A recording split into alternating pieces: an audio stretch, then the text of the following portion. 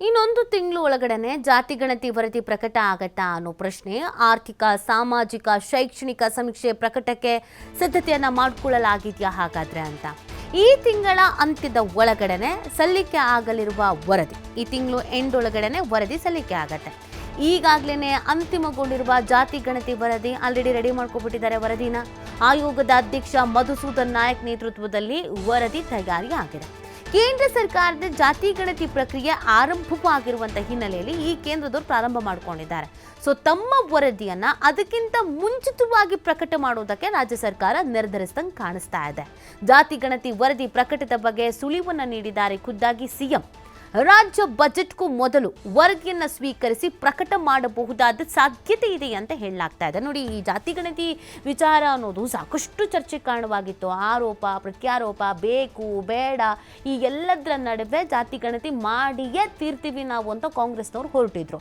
So ಕಾಂಗ್ರೆಸ್ನವರು ವರದಿಯನ್ನ ತಯಾರಿ ಮಾಡುವ ಹೊತ್ತಿನಲ್ಲಿಯೇ ಕೇಂದ್ರದವರು ಕೂಡ ಇದಕ್ಕೆ ನಾವು ಮಾಡಬೇಕಾಗತ್ತೆ ಜಾತಿ ಗಣತಿ ವರದಿ ಅಂತ ಹೇಳಿದರು.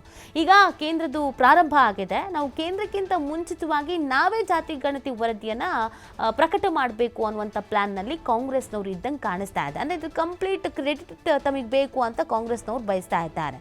ಯಾಕಂದರೆ CM ಸಿದ್ದರಾಮಯ್ಯನವರು ಇದನ್ನು ಪಟ್ಟು ಹಿಡಿದು ಕೂತಿದ್ದು ಮಾಡಿಯೇ ತೀರ್ತೀವಿ ಅಂತ. ಕಾಂಗ್ರೆಸ್ನಲ್ಲೇ ಬೇಡ, ಇದು ರಿಸ್ಕ್ ಅಂತ ಅನಿಸುತ್ತೆ, ಬೇಕಾ ನಮಗೆ ಇದರ ಅವಶ್ಯಕತೆ ಇದೆಯಾ, ಸದ್ಯಕ್ಕೆ ಇದು ಬೇಡ ಅಂತ ಅನಿಸುತ್ತೆ ಅಂತಂದ್ರೂ ಇಲ್ಲ, ಮಾಡಿಯೇ ತೀರ್ತೀವಿ ಅಂತ ಹಠಕ್ಕೆ ಬಿದ್ದು ಮಾಡಿದ್ದು.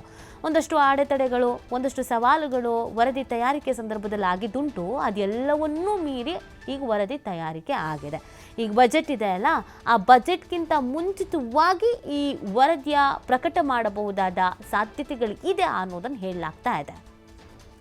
ಮಾಹಿತಿ ನೀಡ್ತಾರೆ ನಮ್ಮ ಪ್ರತಿನಿಧಿ ರಾಕೇಶ್. ಈ ಜಾತಿ ಗಣತಿ ವಿಚಾರ ಅನ್ನೋದು ಸಿಕ್ಕಾಪಟ್ಟೆ ಚರ್ಚೆ ಆಗಿದ್ದು, ಸೊ ಕೇಂದ್ರಕ್ಕಿಂತ ಮುಂಚಿತವಾಗಿ ರಾಜ್ಯವೇ ಪ್ರಕಟ ಮಾಡಬಹುದಾದ ಸಾಧ್ಯತೆ ಎಷ್ಟು ಮಟ್ಟಿಗಿದೆ ಅಂತ ಯಾವ ಥರ ಚರ್ಚೆ ಆಗ್ತಾ ಇದೆ? ಈಗಾಗಲೇ ರಾಜ್ಯ ಸರ್ಕಾರ ತಾನು ಹಿಂದುಳಿದ ವರ್ಗಗಳ ಆಯೋಗದ ಮುಖಾಂತರ ಮಾಡಿಸಿದ ಜಾತಿ ಮತ್ತು ಆರ್ಥಿಕ ಸಮೀಕ್ಷೆಯ ವರದಿ, ಸಾಮಾಜಿಕ ಸಮೀಕ್ಷೆಯ ವರದಿಯನ್ನ ಪಡೆದುಕೊಳ್ಳೋದಕ್ಕೆ ಸಿದ್ಧತೆಯನ್ನ ಮಾಡಿಕೊಳ್ತಾ ಇದೆ. ಈ ಹಿಂದೆ ಕನ್ನಡ ಸಂಸ್ಕೃತಿ ಸಚಿವರಾದಂತಹ ಶಿವರಾಜ್ ತಂಗಡಗಿ ಅವರು ಹಾಗೆ ಹಿಂದುಳಿದ ವರ್ಗಗಳ ಆಯೋಗದ ಸಚಿವರು ಆಗಿರುವವರು ಮೊದಲು ಜಾತಿ ಗಣತಿಯ ವರದಿ ಜನವರಿ ಅಂತ್ಯಕ್ಕೆ ಸಿಗಲಿದೆ ಅನ್ನುವಂತ ಮಾಹಿತಿಯನ್ನು ಕೊಟ್ಟಿದ್ರು. ಆದ್ರೆ ಅಂತಿಮ ಹಂತದ ಅಂಕಿಅಂಶಗಳನ್ನ ಕ್ರೋಢೀಕರಿಸಿ ಫೈನಲ್ ಮಾಡುವ ಕಾರ್ಯ ಇರೋದ್ರಿಂದಾಗಿ ಅದನ್ನ ಫೆಬ್ರವರಿ ತಿಂಗಳ ಕೊನೆಯ ಒಳಗೆ ಪಡೆದುಕೊಳ್ಳುವಂತ ನಿರ್ಧಾರವನ್ನು ಸರ್ಕಾರ ಮಾಡಿಕೊಂಡಿದೆ ಅನ್ನುವಂತ ಮಾಹಿತಿ ಸಿಕ್ಕಿದೆ. ಮುಖ್ಯಮಂತ್ರಿಗಳು ಕೂಡ ಈ ಬಗ್ಗೆ ಸುಳಿವನ್ನ ನೀಡಿದ್ದು, ಮಾರ್ಚ್ನ ಬಜೆಟ್ಗೂ ಮೊದಲು ಜಾತಿ ಗಣತಿಯ ವರದಿಯನ್ನ ಪ್ರಕಟ ಮಾಡುವ ಸಾಧ್ಯತೆ ಇದೆ ಅನ್ನುವಂಥದ್ದನ್ನು ಹೇಳ್ಕೊಂಡಿದ್ದಾರೆ. ಆ ಮುಖಾಂತರ ರಾಜ್ಯದಲ್ಲಿ ಕಳೆದ 10 ವರ್ಷಗಳಿಂದಲೂ ಕೂಡ ನೆನೆಗುದಿಗೆ ಬಿದ್ದಿದ್ದಂತಹ ಜಾತಿ ಗಣತಿ ಹಾಗೆ ಉಳಿದ ಸಾಮಾಜಿಕ ಪ್ರಕ್ರಿಯೆಯ ಭಾಗವಾಗಿ ಆರ್ಥಿಕ, ಸಾಮಾಜಿಕ, ಶೈಕ್ಷಣಿಕ ವ್ಯವಸ್ಥೆಯನ್ನು ತಿಳಿದುಕೊಳ್ಳುವ ನಿಟ್ಟಿನಲ್ಲಿ ಮಾಡಬೇಕಾಗಿದ್ದಂತಹ ಯೋಜನೆಗಳಿಗೆ ಅವಕಾಶವನ್ನ ಮಾಡಿಕೊಡುವುದಕ್ಕೋಸ್ಕರ ಈಗ ಈ ಗಣತಿಯನ್ನು ಸ್ವೀಕರಿಸುವುದಾಗಿ ಹೇಳ್ಕೊಂಡಿದ್ದಾರೆ. ಮತ್ತೊಂದು ಕಡೆ ಕೇಂದ್ರ ಸರ್ಕಾರವು ಕೂಡ ಈ ವಿಚಾರಕ್ಕೆ ಸಂಬಂಧಪಟ್ಟ ಹಾಗೆ ತಾನು ರಾಷ್ಟ್ರೀಯ ಜನಗಣತಿಯನ್ನ ಮಾಡ್ಲಿಕ್ಕೆ ಹೊರಟಿದೆ. ಜಾತಿ ಗಣತಿ, ಜನಗಣತಿ ಎರಡೂ ಕೂಡ ಆರಂಭವಾಗಲಿದೆ.